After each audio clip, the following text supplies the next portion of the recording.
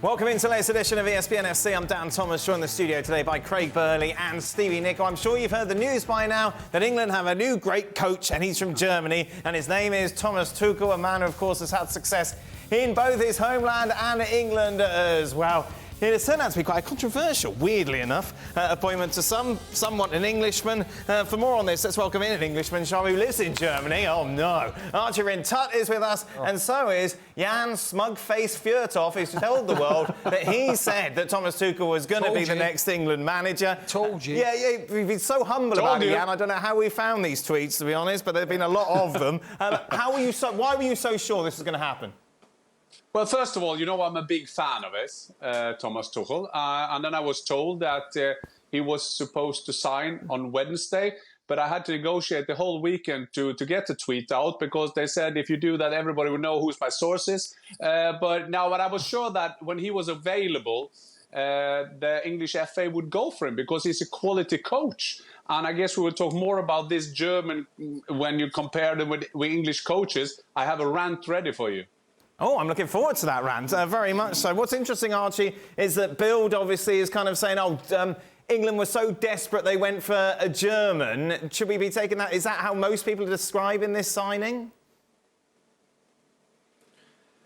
So Thomas Tuchel has not got the respect in Germany that he probably deserves for the Champions League title that he won with Chelsea and generally the clubs that he's managed, because in Germany, when he's been at Borussia Dortmund and Bayern Munich, he has had notable falling outs with members of the hierarchy there. And on top of that, he's kind of got this outsider vibe in Germany, that he's seen as somebody who's not the most authentic communicator, when everybody in the last decade has always been comparing everyone to Jurgen Klopp. And that's not something that's going to happen as much anymore since Jurgen Klopp's move to Red Bull has been announced. But I think that Thomas Tuchel has at least never been able to, or he's never been trying to be, I'm everybody's favourite. And so I think that, as Jan says, he's a very good coach who I think lent too much into his ego by going to Bayern, because I think he wanted to prove a point to these people in Germany that he could do something that they doubted him being able to do, and he couldn't. But he is still somebody who demands respect, and I think is a good appointment for England. What has surprised me about this announcement is that there was always going to be a group of people that would be saying, oh, no, we need an Englishman in charge of the England team. The surprise has been that some of those voices have been former players, England internationals, coming out and saying, I don't think this is right. Which blows my mind, because surely you want the best person in charge for your best chance of winning a trophy. They forgot about Fabio Capello and Sven-Göran Eriksson. It's just not a new thing for England. They've done it before. There wasn't enough tissue paper yesterday for these people to wipe their tears away. I was off work yesterday and I'd made a big mistake. I was no golf, it's a bit chilly. Sat in social media most of the day. We told you about that. Sat in social media most of the day. And saw pundit after pundit after pundit after journalist saying, oh, no disrespect to Thomas. Tommy, a good coach, but and he's the best for it. He's the best for it.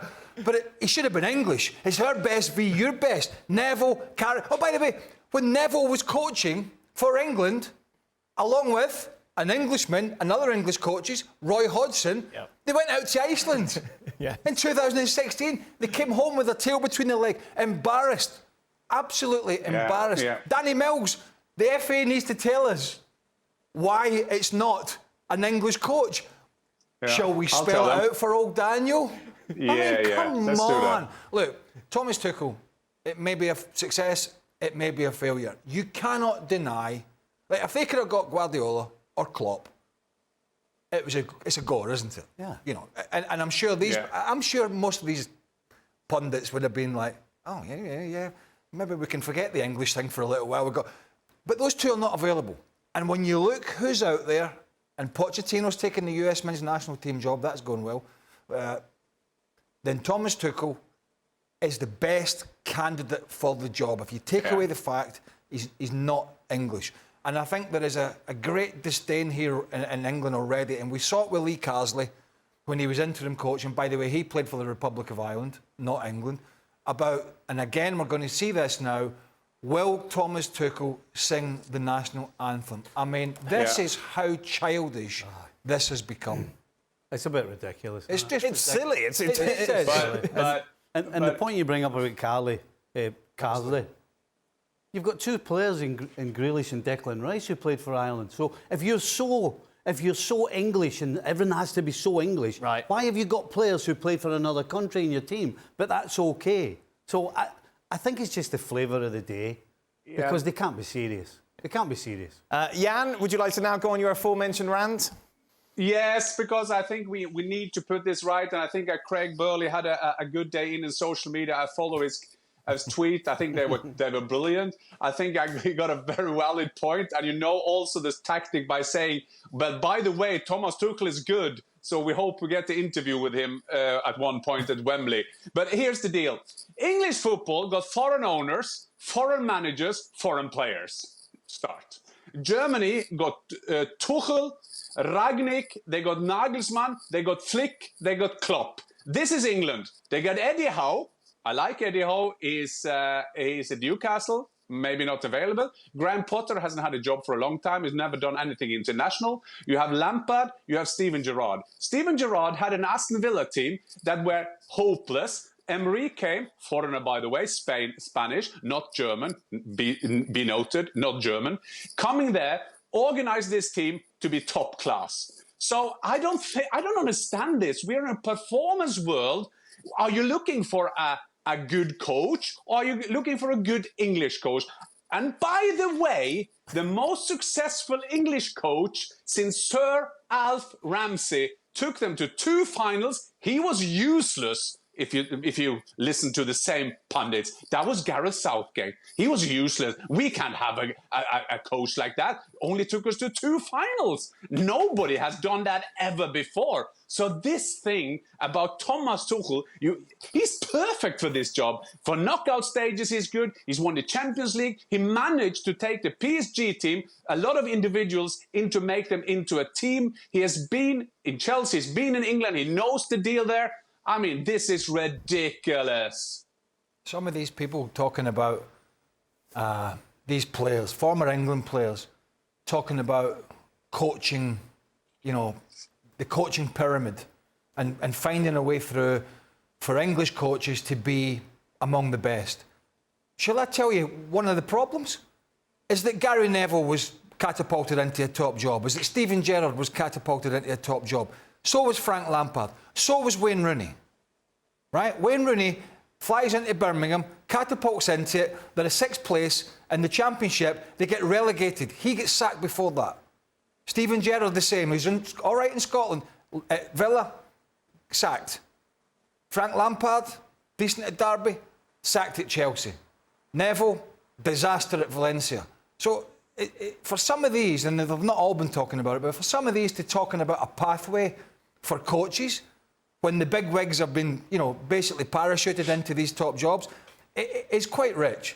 I mean, it really is. And let's be honest, most of them have got more faces than Big Ben, right? Because I'll tell you what will happen, and let's hope this doesn't happen from a Scottish point of view, but if England win the World Cup under Thomas Tuchel and are very successful, it will be forgotten about. Yeah, there'll be no asterisks. There will be no asterisks that said, but we had a German coach. He didn't sing the national anthem. He didn't sing the national anthem. What would you rather have, Archie? Singing the national anthem or winning the World Cup? I don't know. Archie, you're English. I can only add to what you're saying, Craig. It's madness, and particularly when the people that you're talking about there, in terms of Gary Neville and the like, they are the ones who are cheerleading foreign appointments. Like, it's important to get these guys. They're not going, like, the next time that there's a big job in the Premier League opens up, they're not saying, but we should be installing an English coach there. It's not like they're actively promoting English coaches anywhere else. So then you expect there to be one ready to take the job of the English national team? And for Danny Mills to go after foreign coaches, do you know who played Danny Mills for England for all of his caps, I believe? Sven-Göran Eriksson. So He was Swede. He was Swede. They're different. things don't- The national anthem for Sweden is more difficult, Archie. So that's no problem. Well, we might not be very good, but at least we've got a Scotsman in charge. There you go. Beautiful. Do you know what? And I was saying, That's the most important thing. Not being good. Steve Clark, at least. I was saying, you know, I could understand, look, if there was a rule in place from FIFA or whoever to say, look, and by the way, this would be circumnavigated. You have to be from that country because maybe Thomas Tuchel had a grandmother that was from England and he could be... But if there was a rule to say you have to be from that country, look, then it's black and white. But there is not. And although this is quite new for some countries, if you look at the African Cup of Nations and other continents, this has been going on for a long time. It's been going on for many, many a year where they bring people in from France and other countries to manage the country to try and better themselves. It is not an ideal scenario. It is not. But let's not forget, the reason England are doing this is because they have won sod all since 1966. And all these other countries, like Italy, Germany, Spain and France, have all had success at various times. England have not. So there is an air of desperation about it, but it's also because the other incumbents aren't quite up to getting this job at this moment in time. We shouldn't forget, Brazil tried to get Carlo Ancelotti. Carlo Ancelotti. Yeah. But it's okay. It's not okay for them to get a German. And boys, what about the praise Emma Hayes, English woman, got when she took the US job? Fantastic! That is a great deal to get a US to We US. should have given her the England job then, shouldn't we? Well, I haven't heard too many... I haven't heard this unrest amongst the natives when a Dutch lady is now in charge of the ladies, Exactly. the England women's team. And by the way, they had an English person in charge of it before that. I don't know if it was the one before. It was a chap called Phil Neville. Right. And they were a disaster. So they brought in a Dutch woman. But I haven't heard the same complaints. It's quite scary. Right, let's move on from the xenophobia and focus on what Thomas Tuchel brings to the table, because Bayern was a disaster, Jan. An absolute disaster. Oli Hoeneß, of course, described that time as a catastrophe. So is Thomas Tuchel lost his touch, maybe? And should that be a concern for England going forward?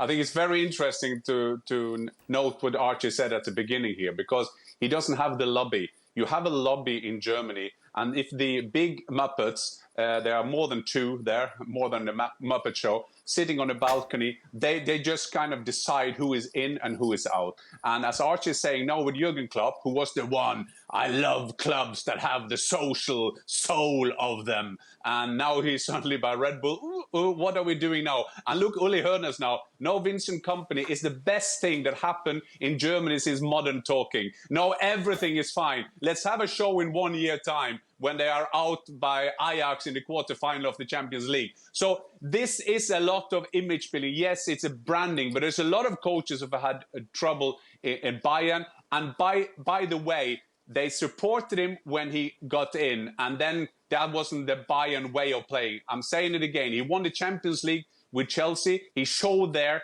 that he knew that kind of knockout stages game. That is football. Sometimes we have national coaches. We have one in Norway as well, who always say, this is a part of our project. This is a part of our project. The project for a national coach is to win football games the next game. And as we see the stats now for England at major tournaments, what has he got to lose? Because they criticized Gareth Southgate. It wasn't even good to go in the final. So maybe you just have to play good football now, and every pundit in England will be happy. Archie, what sort of relationship will he have with the players that he's looking to get together? That's one of the most interesting elements for me, is how he manages the likes of Cole Palmer, Bukayo Saka, Harry Kane, Phil Foden, how all of these pieces of the puzzle fit together. Because we saw at Bayern, for example, that he wanted to have a certain structure when defending on the counter, and he was desperate to have a holding midfielder in Declan Rice, who he couldn't get over from West Ham at the time, so he went to Arsenal instead. And I think that he will have a very clear idea. And I think that with Gareth Southgate sometimes, he did get to 2 finals. You can't argue with that. But I think that you saw with some of his team selections, and indeed when you got to those finals, that he got quite caught up in his own head. And I think that Thomas Tuchel has a much greater clarity and clinical touch to him, which, even if it may upset some people, he still actually gets the players to do the job and be respected. So I think that that's going to be the thing that he's going to have to manage, is managing club fans' favourites with the national team. People saying, "Oh, but these players have to play." When Thomas Tuchel will be able to go, actually, these are the players who actually fit into my system. And how he manages that as well with the personality of someone like Jude Bellingham, and how all of these players fit together, I think that's the most interesting thing, particularly when we've always heard about fans saying, Gareth Southgate, he needs to let the handbrake off. And I think I've been one of them as well. But the thing is that with Thomas Tuchel, the kind of football he wants to play is very controlled. It's been described by his detractors at Bayern as being quite defensive, but I would say defensive possession is maybe the best way of putting it. He wants to dominate you, but if that means by having a period of possession, he'll do that. So it may not set pulses racing, and how that goes down with the English public is going to be fascinating to see. The one thing Southgate, well, amongst the many decent and good things he did, he harnessed a much better vibe and relationship between star players and big newspapers and journalists. It was much less of a them and us. There was always a little bit if it was a bad game or a bad result, but it was much more inviting for journalists to come in and sort of chat to the players in a more relaxed fashion. And I think that took a little bit of the edge of some of these relationships that can pop up when you're having a bad time and the headline is terrible and you go after the journalist and you really can bash heads. There was less of that. He did a great job at doing that, and I think, you know, that's something that really a manager has to manage as well when you're managing these big countries. Right? It's not just England. You know, the pressure in Germany and Italy and Spain and South America is the same. The elite countries, you have to manage the press as well. But I do get a feeling from the last 24 hours that there are quite a lot of people out there, maybe some fans, but certainly some pundits who would be quite happy to see this fall flat on its face. To turn around and say, well, see, we told you should have gone English, we told you it wouldn't work going down a German route. But what you can't sort of argue against is, and as Archie touched on, when you got to that Croatia game, for example, the semi-final of the World Cup in 18, when they were getting completely outflanked in the middle of the park, and we all sat watching it going, he's got to get an extra body in it. He did nothing. There was little moments like that in these big semi-finals, and I think there is no doubt that Thomas Tuchel is much, much better equipped. Not perfect, but to handle that kind of scenario. Well, he did it, didn't when he? things are going wrong in a huge game. He did that for Chelsea in the Champions League final. It's exactly what he did. They were getting overrun in the middle of the park, and he flooded the middle of the park, which is exactly the thing that everybody's complained that Gareth Southgate doesn't do. Now, he might not be as good as Southgate at that nice, fuzzy feeling with the press and all that. He might not give that. But guess what? I think I'd rather have somebody who can turn a final into a win and not just another silver medal.